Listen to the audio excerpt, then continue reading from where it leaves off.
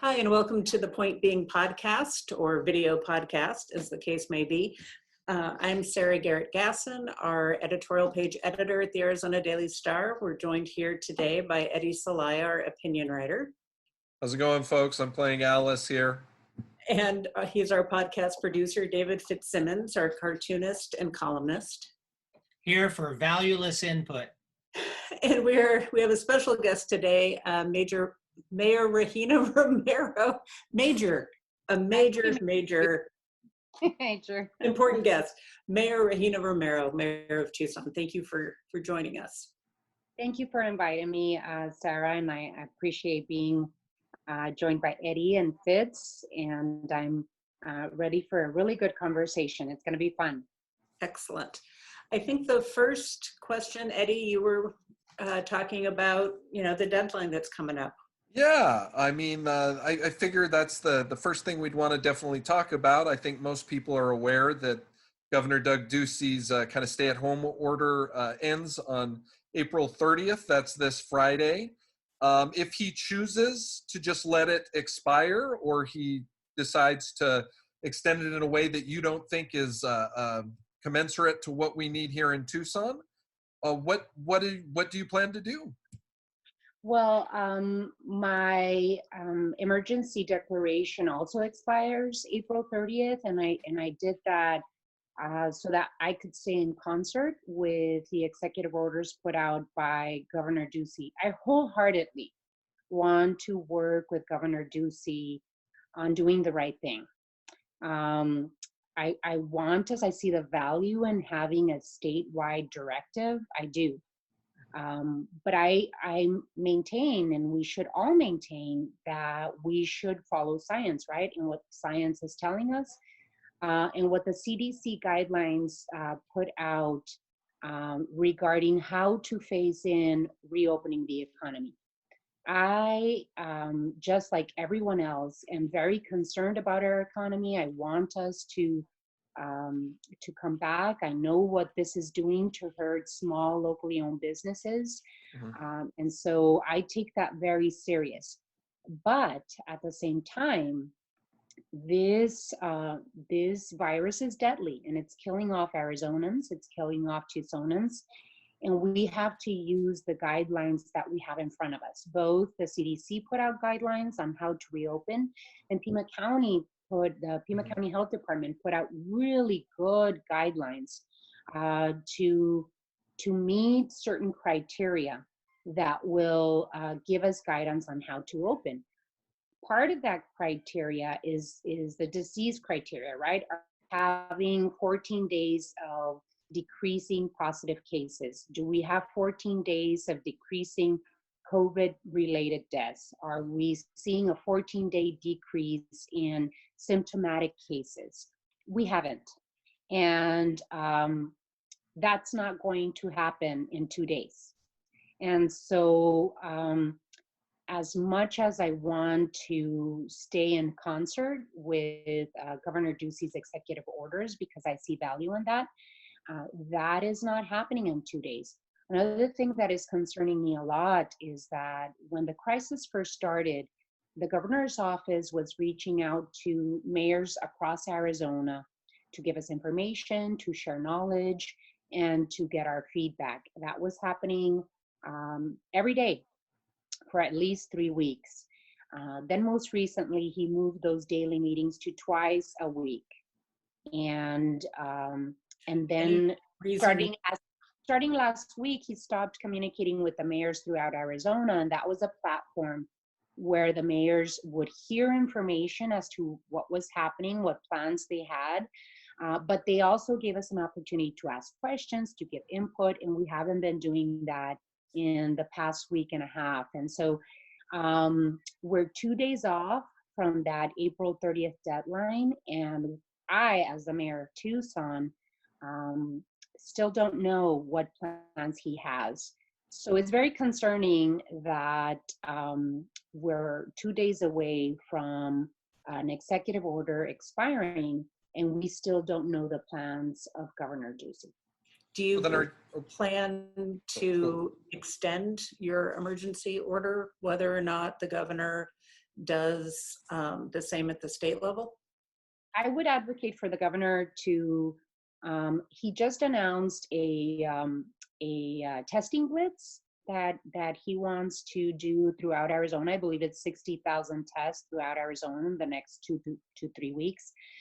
What I would advocate for, since we are not meeting the criteria to open in phase 1 yet, what I would advocate the governor do is extend his executive order another 15 days, enough time so that we can have that testing done, analyze the data, and look at the criteria. If that criteria in terms of decreasing COVID positive cases, all of those criteria that I just talked about, if they start moving downwards in the next 14 days, it at least gives us that time to prepare ourselves and to be fully sure that we are seeing those decreases happen in our state and hopefully in our city and in Pima County as well. So that's what I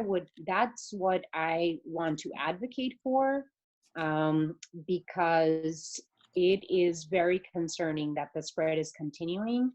And if people get the message that we can start relaxing, And I think that's the message that people are thinking, you know, we have a couple days left, then we can restart, go out, that sort of thing. But independent of what the governor does, what are your plans for the city of Tucson? well, I would say, you know, I would continue with my emergency proclamation for the next 15 days, because that gives us a good threshold to see if we can abide by that criteria of decreasing 14 days, continuous days of decreasing COVID positive cases, decreasing symptomatic cases, decreasing deaths related to COVID-19. But you have to remember, Sarah, that when the governor called his executive order regarding essential services, Mhm. he basically preempted cities, towns, and counties from doing anything about defining essential services. And so there is a possibility that if he does change, which he will have to change his executive order when it expires, that he could preempt cities, towns, and counties from calling their own executive orders related to what's best for their community. So there is that possibility there. That's why I keep saying I want to work in coordination and partnership with the governor. I would wish that he and his office would touch base with mayors across Arizona again before he makes his call, because we're the front lines, right? The mayors and cities and counties, we're the front lines of outreach and engaging with the community. We know Was what. there any explanation for why suddenly radio silence? No. Interesting. That sounds so unfortunate, because it sounds to me as though those meetings, not only with the governor, were useful, but opportunities for you, Madam Mayor, to talk with other mayors around the state to get a sense of how they are reacting with and dealing with the coronavirus. Are you guys still in touch? I mean, the rest of the mayors? Well, what I have done about 4 weeks ago, or maybe a little longer, I started organizing a calls with mayors here in Pima County. So the mayor of Oro Valley, Sahuarita, South Tucson, Marana, and myself meet virtually daily. And we've invited Pima County and the Pima County Health Department. We also have recently invited the chairman of the Native Nations, the Yaqui and the Tohono Nation, and just so that we can touch base, compare notes, get information from Pima County Health Department. And so we're doing that, but the Arizona-wide mayor's calls with the governor is not happening. I have really good communication with my colleague mayors, not just here in Pima County, but throughout the state. And so we have been able to get together and write letters. I don't know if you recall that the mayors of Phoenix and Flagstaff and Tolas and myself really had a united front when it came to the essential services list that the governor put out. And so we will continue to do that. The communication amongst a few of us throughout the state is still very much present. And I'm going to continue doing that for the benefit of, Arizonans throughout the state. But for me, it's important to make sure that I'm keeping Tucsonans as safe as we possibly can. The only tool we have in the toolbox right now is the physical distancing. We don't have a vaccine. We don't have a magic pill that can help through the process. So right now, we have to continue using this one tool we have in terms of physical distancing so that we can help prevent the spread. And I think because we made the call, some of us around the state, like Mayor Kay Gallego of Phoenix, Mayor Coral Evans from Flagstaff, and myself, we made the call March 17th. Because we acted quickly, we are seeing that the staffing and beds in our hospitals here in Pima County has remained very very robust, and so we don't have our healthcare system overwhelmed, even though we are seeing numbers of COVID cases rise in Pima County.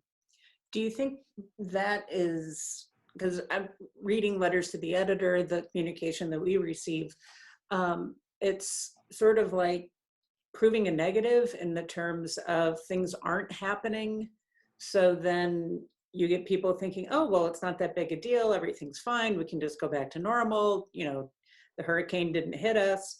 How do you communicate that with people who are understandably concerned about their livelihoods and education and business and all that sort of stuff? What we've learned with this pandemic is that science is real and it's important.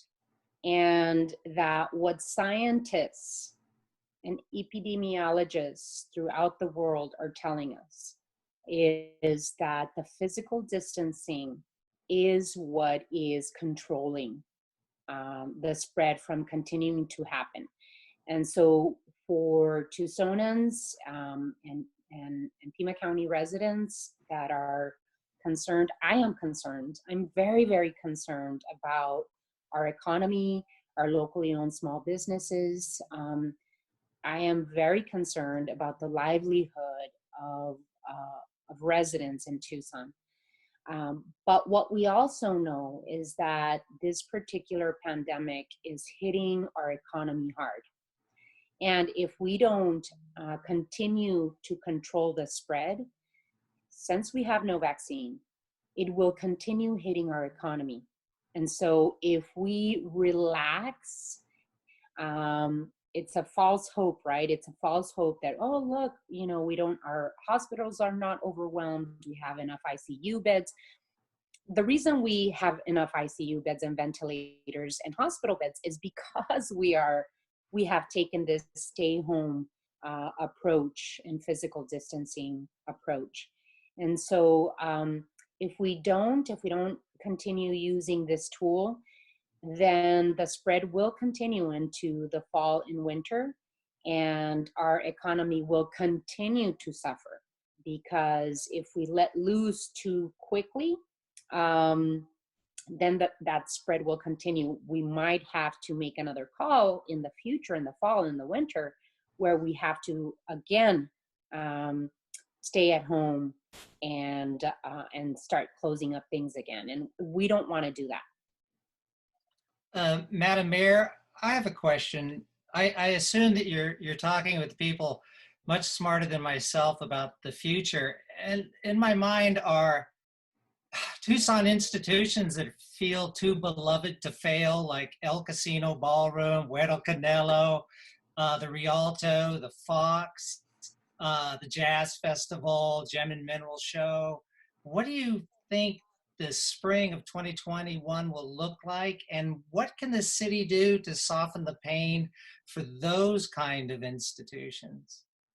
Absolutely right. Our institutions, our local institutions, our beloved locally owned small businesses like El Minuto and Los Jarritos, La Estrella Bakery, El Casino Ballroom, um, of course, the Rialto, the Fox Theater. I mean, all of these institutions in the city of Tucson that we want to help protect. What I would say is that hopefully by Gem Show 2021, um, we can adjust to being able to host it here in Tucson once again, as we've done the last, I think it's 50 years, and that we could do it in an organized and acceptable way where we don't continue spreading. But what I can tell you, what we've done here in the city of Tucson is that one, I organized a Somos Uno. It's called We Are One Somos Uno Resiliency Fund, and in coordination and in partnership with my council colleagues, we funded the Somos Uno Resiliency Fund to the tune of $1 million. And we're working, it's a three-legged stool, that resiliency fund. It's small businesses and how we can help them, nonprofit organizations, because we have beloved organizations that help very vulnerable communities that we don't want to go away. We don't want to see them fail. They also need help because they're going to see their donations dwindle. And then, of course, the workers and families component of the resiliency fund.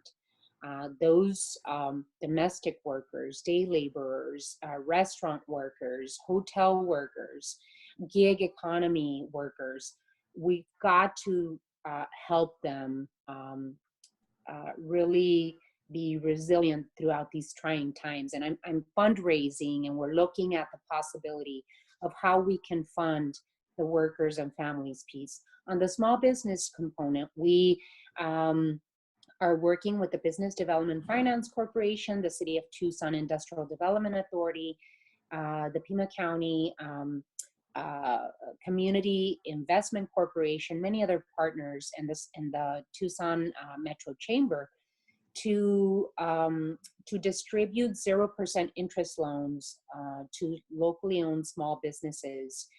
We are seeing fast that $1 million is not going to be enough. And so we are looking at how else to invest in the small business component of the resiliency fund.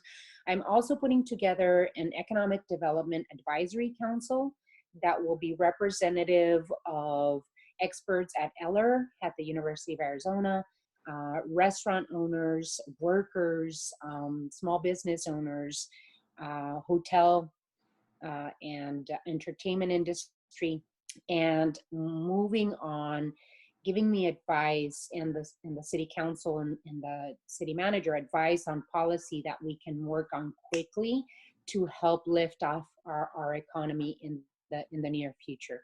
So those are the things that we can do. There's still more that we can do, but those are the steps that we've taken so far. On a personal note, I'm curious, as all of us at the Star experience from time to time, we all get a little partisan heat from critics who disagree with us. And I was astonished by the story about what TPD has been going through, but with these First Amendment crazies. That's my characterization, which tells us that there's a lot of strange heat out there. And I'm wondering, how are you dealing with the heat?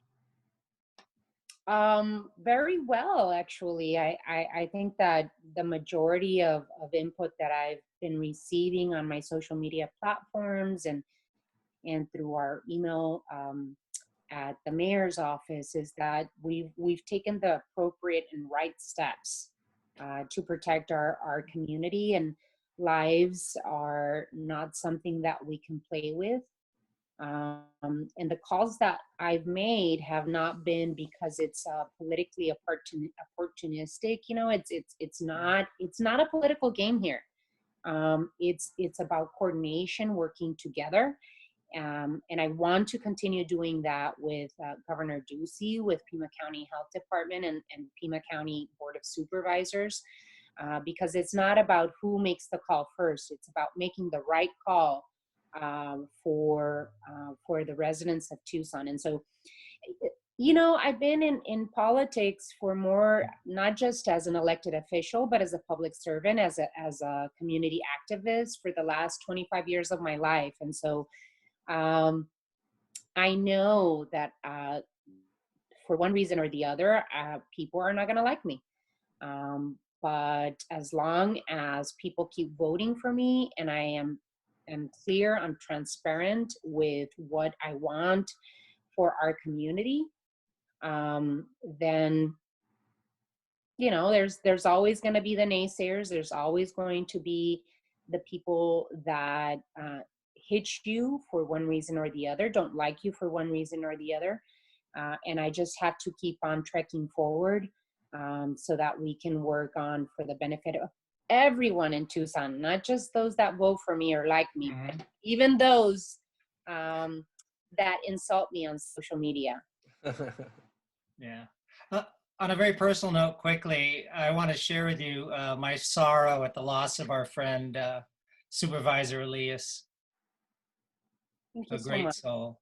Thank you so much. Richard had been my friend for more than 22 years, and he was a mentor and saw me grow as an elected official. I met him before I ever got elected as a young activist and as a co-worker in Pima County. We worked side by side when I did neighborhood reinvestment and he did housing reinvestment. We always maintained similar values, and so it was a huge shock, a great loss for all of us. I think it was a big loss for so many of us, and I miss him dearly. Me Yeah. too. We all do. So Eddie, you were gearing up for a question. Yeah. We're coming So on the end of our time together, but I was just wondering if the city had received the CARE Act funds yet, and if you had, what you think of the guidelines on how the city's able to use them. Would you be able to implement them in what we were talking about earlier with FITS? Thank you so much for bringing that up, Eddie, because the city of Tucson did receive, you know, when you Like work from 95. home, Yeah. when you work from home, you just keep on working. I didn't know that about working from home. It It's never just ends. You're 7 at home and you're working. Yeah. 9 to 9. But I've had the opportunity to call personally our congressional delegation, both our senators, Congressman Grijalva, Congresswoman Kirkpatrick, advocate for the needs of the city of Tucson when they were putting together the CARES Act. That's one of the reasons why they had direct funding for cities, over 500,000 people, because it was just me, you know, calling them every day until we got a positive confirmation about them, including that direct funding. And so that funding did get to the city of Tucson. It's about $95 million. The only concern that we have is that it only allows the city of Tucson to use it for COVID-related expenses. And we will use it for COVID-related expenses. How is that defined too? How are It those is COVID? it's defined as additional PPE for our first responders. It's defined as any IT issues because of people working from home. It's very, very constricted and well defined by the federal government. And one of the issues that I'm continuing to talk to both Senator Sinema and McSally and our congressional delegation about is that the city of Tucson lives on sales taxes. obviously, because people are not purchasing, our sales tax revenue is going, it already shows a 20% decrease in March. We will continue to see that. We need to see revenue replacement in the next CARES Act for cities and states. And let me tell you why.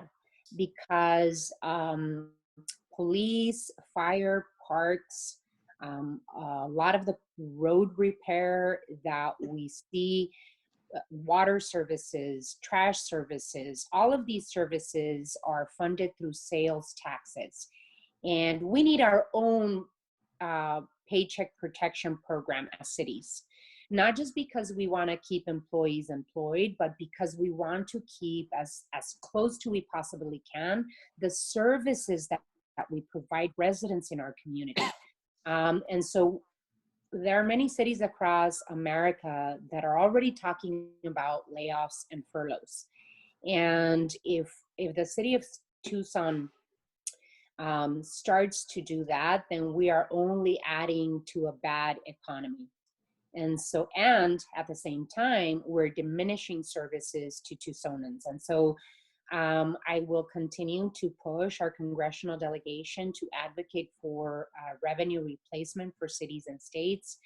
And it could get, based on what we're hearing from George Hammond from the Eller College at the university, a prime economist here, it can get very, very scary as we move forward in terms of our economy. And so that's why we need that revenue replacement. So hopefully in the CARES 2 Act, they will let us retroactively use some of these $95 million funds to replace some revenue.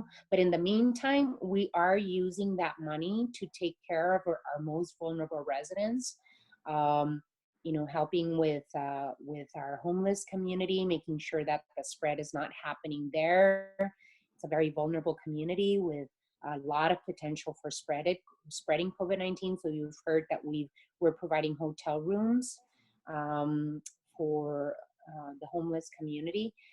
We also are doing everything we can, like I said, with $1 million for the small businesses. And we're planning on how to continue investing those funds on vulnerable populations and people that have been affected by COVID-19. Excellent. Well, thank you so much for spending your time with us today. We really appreciate it. Anything we didn't cover that you wanted to share with Tucsonans? Well, I think that I just want to reiterate how impressed I am, first and foremost, with Tucsonans, and many are following the social distancing guidelines. Many are doing everything they can for their neighbors, especially their elderly neighbors. I'm very impressed by our teachers and their commitment to teach our kids through these difficult times. Thank God for teachers, because I'm not a good teacher myself. And to our small business owners, that I am working 24/7 to have a plan, put together a plan to revive our economy swiftly, quickly, and stronger.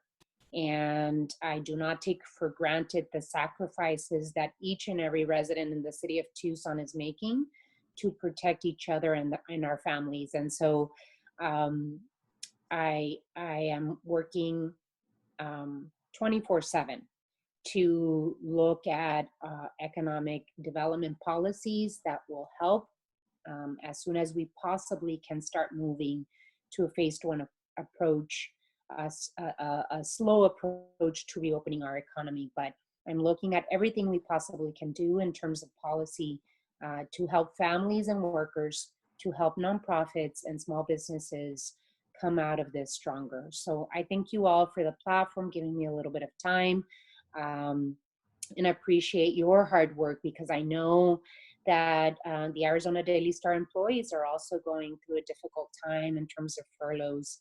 and how you have to adjust to this crisis. So thank you all, and hopefully we can get to a point in terms of our guidelines and our healthcare capacity to start moving in a phased approach and an organized approach towards reopening our economy back up. Great. Thank you so much. Thank you. Thank you, Mayor. Thank you all. Thank you so much. Bye.